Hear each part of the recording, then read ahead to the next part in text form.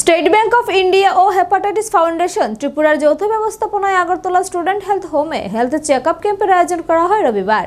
মূলত স্টেট ব্যাংকে কর্মরত ব্যাংক কর্মী ও অবসরপ্রাপ্ত ব্যাংক কর্মীদের নিয়ে এই হেলথ ক্যাম্পের আয়োজন করা হয়। স্টেট ব্যাংক অফ ইন্ডিয়া ও হেপাটাইটিস ফাউন্ডেশন ত্রিপুরার যৌথ ব্যবস্থাপনায় আগরতলা স্টুডেন্ট হেলথ হোমে হেলথ চেকআপ ক্যাম্পের আয়োজন করা হয় রবিবার। হেপাটাইটিস ফাউন্ডেশন ত্রিপুরার রাজ্য সভাপতি বিশিষ্ট চিকিৎসক প্রদীপ ভৌমিক বলেন, স্টেট ব্যাংকে কর্মরত ব্যাংক কর্মী ও অবসরপ্রাপ্ত ব্যাংক কর্মীদের নিয়ে আজকের চেকআপ ক্যাম্পের আয়োজন করা হয়েছে। গতানুগতিক হেলথ ক্যাম্প নয়, এখানে বিভিন্ন ধরনের স্বাস্থ্য পরীক্ষা করা হয়েছে। ECG, x-ray, eye checkup, physiotherapy, uric acid সহ বিভিন্ন ধরনের চেকআপ করা হয়েছে এই হেলথ চেকআপ ক্যাম্পে।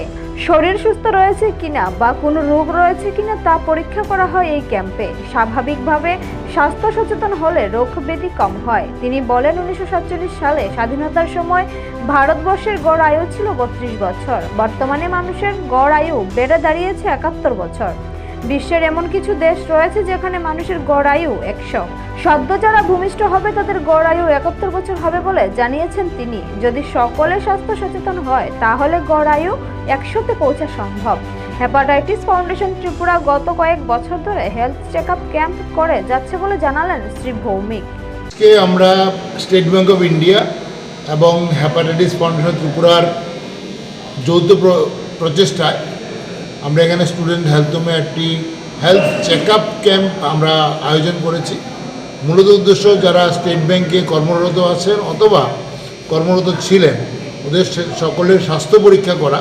এটা ঠিক গতানুগতিক হেলথ ক্যাম্প নয় যেখানে রুগী দেখা হয় বা তারপরে ওষুধ দেওয়া হয়, বরং আমরা যেটা করছি সেটা হলো অনেকগুলি পরীক্ষা নিরীক্ষা করা আমরা এখানে সুযোগ রয়েছে। যেমন ইসিজি করা যাবে, আবার এই স্টুডেন্ট হেলথ হোমে এখানে এক্স-রে করার সুযোগ রয়েছে। তাছাড়া আমরা ব্লাড সুগার টেস্ট করছি, আই চেক আপ করছি, ফিজিওথেরাপির সুযোগ রয়েছে। তাছাড়া সুযোগ রয়েছে লিপিড প্রোফাইল করা এবং ইউরিক অ্যাসিড করা, HbA1c বা গ্লাইকোসাইলেট হিমোগ্লোবিন করা। অর্থাৎ কি না, আমার দেখা যায় আমি ভালো আছি কি না। কারণ অসুস্থ হলে আমরা হাসপাতালে যাব, সেখানে সঠিকভাবে চিকিৎসা করা সম্ভব, কিন্তু অসুস্থ হওয়ার আগে তার কোনো রোগ আছে কিনা। যেমন আমরা অনেকেই জানি না আমাদের ব্লাড সুগার আছে কিনা, বা খুব আরও সহজভাবে বলতে গেলে আমরা অনেকেই জানি না আমাদের ব্লাড প্রেশার বেড়ে আছে কিনা।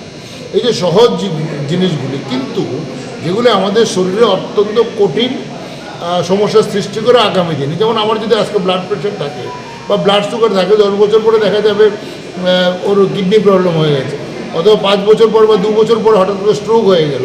এই যেগুলি বড় বড় সমস্যা, বিশেষ করে নন কমিউনিকেবল ডিজিজ, যেটা নিয়ে ভারত সরকারও অত্যন্ত চিন্তিত এবং সারা ভারতবর্ষে বর্তমানে নন কমিউনিকেবল ডিজিজগুলিকে আটকানোর জন্য, প্রতিরোধ করার জন্য প্রচেষ্টা চলছে। আমাদের এই হেলথ ক্যাম্পটা আসলে সেই ধরনের একটা উদ্দেশ্য নিয়ে করা। তাছাড়া একটা আলোচনা চক্র ছিল যেখানে আমাদের সাইকিয়াট্রিস্ট ডক্টর দীপায়ন সরকার স্ট্রেস ম্যানেজমেন্ট নিয়ে কথা বলেছেন। কারণ আজকের দিনে প্রফেশনের কারণে আমরা সবাই কোনো না কোনো স্ট্রেস থাকি, সেটাই যদি ম্যানেজ করা যায় তাহলে কিন্তু আমাদের রোগগুলি কমবে। এবং আমাদের সার্বিকভাবে আমরা বিশ্বাস করি যে আমরা যত বেশি সচেতন হব, স্বাস্থ্য সচেতন হব, তাহলে কিন্তু আমাদের রোগ কমতে পারে। যেমন আমাদের ভারতবর্ষে আমাদের দেশ স্বাধীন হয় 1947 সালে আমাদের গড় আয়ু ছিল 32 বছর। বর্তমানে সেই গড় আয়ু বাড়তে বাড়তে 71 বছর হয়েছে। মানে একজন স্বাভাবিক মানুষ যে শিশু আজকে ভূমিষ্ঠ হচ্ছে, আমরা আশা করতে পারি ও 71 বছর কম করে বাঁচবে। এবং সেটা কিন্তু একদিনে সম্ভব হয়নি। সার্বিক উন্নয়নের সঙ্গে সঙ্গে স্বাস্থ্য সম্পর্কে সচেতনতা, শিক্ষা, সমস্ত বিষয়ে প্রবৃদ্ধি আমাদেরকে সুস্বাস্থ্যে জায়গাতে পৌঁছে দেওয়ার চেষ্টা হচ্ছে। এবং আমাদের বিশ্বের এমন কিছু দেশ রয়েছে যেখানে মানুষের গড় আয়ু প্রায় 100 বছরের উপরে। আমরা যদি চেষ্টা করি নিশ্চয়ই সেটা পৌঁছতে পারবো। এদিনও উদ্দেশ্য নিয়ে আমরা হেপাটাইটিস ফাউন্ডেশন ত্রিপুরা এই কাজ করছি গত কয়েক বছর ধরে। আমরা হেলথ ক্যাম্পের মূল যে সংজ্ঞাটা সেটা আমরা পাল্টে দিতে চাইছি। তার সঙ্গে স্টেট ব্যাংক যুক্ত হয়েছে, আমরা তাদের প্রতি আমাদের কৃতার্থ এবং আগামী দিনেও এ ধরনের প্রচেষ্টা বা প্রয়োগের মাধ্যমে নিশ্চয়ই আমরা সফল। নিজস্ব প্রতিনিধির রিপোর্ট, এশিয়ান টাইমস।